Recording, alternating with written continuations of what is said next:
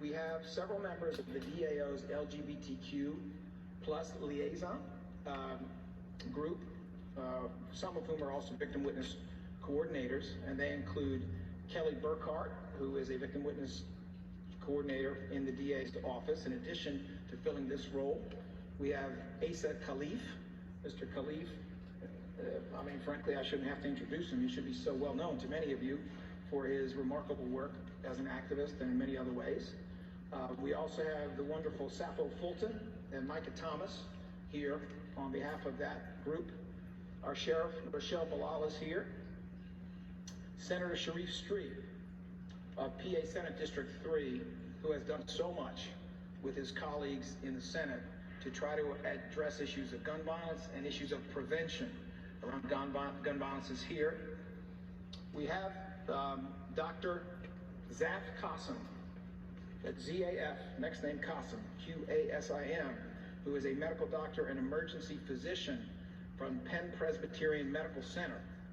He is here with registered nurse Stephanie Horton, also works in emergency at Penn Presbyterian Medical Center, and both of these individuals have come here to tell you what it was like to treat many of the injured in the emergency room on the night that occurred, and to speak more generally about the reality that their everyday situation is gun violence victims coming in for years. Dr. Qasim has been doing this work at Penn Presbyterian for 8 years, but he has been a doctor for 22 years. We have with us Vofi Jabatek, who is the executive director of ACANA, that's A-C-A-N-A. ACANA is the Africa Cultural Alliance of North America. The offices of ACANA are very close to where this incident occurred, and Vofi is very well known. Some call him the mayor up here, the mayor of that neighborhood anyway. Vofi is very well known. An update on the Philly shootings. In assisting the DA's office in Thank you for watching, and please subscribe. Who is the son Thank you, new subscribers. From Africa. He is present. We have Reverend W. Lonnie Herndon. How you gonna know the news if you don't subscribe? Who has collaborated with us many times, and among other things, is providing assistance to one of the families to deal with one of the most traumatic aspects of the aftermath of the shooting. We have Imam Kenneth Nordin of the Philadelphia Masjid, whose anti-gun violence work is constant. We have the Reverend Dr. Sean James, senior pastor here at the Salt and Light Church, which is our host. In the back at this time, we also have Josephine. Coming up after this, and cocaine found at the White House. The two sisters Briefing. of one of the homicide victims. If they are able, they will be speaking today. And if they are not able, you will understand the reality of what they're up against. So let me just say a couple words, because it really should only be a couple words. You already said a Before we hear couple. more from community. As many of you are aware, there were a lot of people who came to the scene of this crime yesterday within several hours of the shooting itself.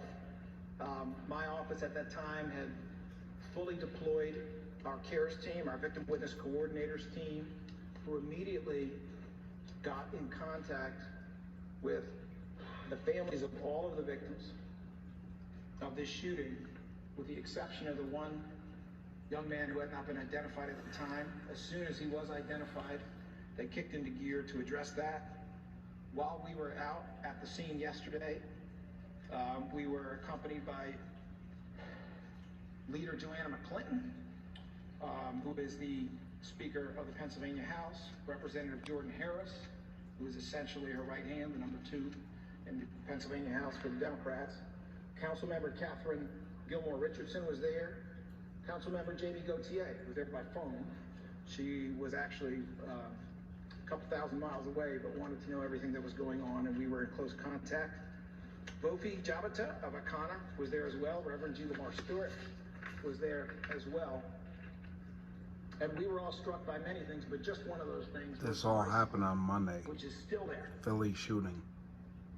I don't know if you saw it, but right at the corner where this all went down yesterday, 24 hours ago, actually 28 hours ago, there was a small bicycle, looked like a child's bicycle, which was sitting on that corner. And we were informed by some people who were there that that bicycle was dropped by someone, I presume a child, during the shooting. Hours later, nobody had touched it. Nice little bike. Hours later, nobody had touched it, as if they all felt they couldn't, that it was a memorial. It was some kind of a silent memorial. Well, it's there now. It's been moved a few feet. Maybe somebody came along, some child came along and moved it, and somebody else told them to put it back. But it's there now.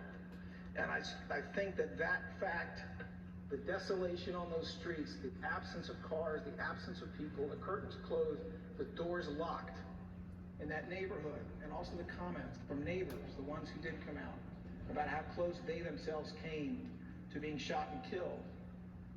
Thank goodness I didn't go get that bag out of my trunk right then, because those are the kinds of things that we heard.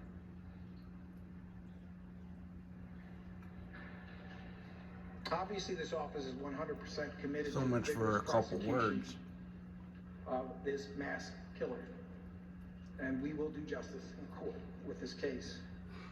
But it's not my time to keep talking. It's my time to call forward some people who have, in my opinion, very important things to say. It is my pleasure, my honor first, to call forward Zaf Qasim, MD, an emergency physician from Penn Presbyterian, as well as registered nurse Stephanie Horton, to speak as much as they wish and as little as they wish about their experience and their thoughts about this incident. Thank you, D.A. Krasner. My name is Zaf Qasim. I am an emergency room physician and an ICU physician at Penn Presbyterian, and I'm here with my colleague Stephanie Horton, who's a registered nurse also in the emergency room at Penn Presbyterian. And certainly would like to start to thank the DA for the invitation to speak today. Also, our deepest condolences to everybody who was affected by the tragedy that happened on Monday night. The families in particular. Wanted to also thank the Philadelphia police officers who, whilst taking fire, were rapidly able to get the victims of this insanity that happened on Monday to Penn Presby in a very timely fashion. And we're also able to limit the additional loss of life on the scene by apprehending the suspect very quickly. And most importantly, I think I'd like to thank my colleagues who I'm representing here today, and Stephanie as well, who came together on that night with very little notice and were able to... So not a ton of new information here, but this story really rocking. The city of Philadelphia, 40-year-old Kim Brady Carricker, now charged with 5 counts of murder, injured 2 children along the way, had a bulletproof vest, and as the local police chief said, this person was armed and armored, and it really shakes the town of Philly, which... God bless. Thanks for watching and thanks for subscribing. Crime, drugs, etc. See you next Certainly time. has. Going on for decades now. I lived in Philly for about a year.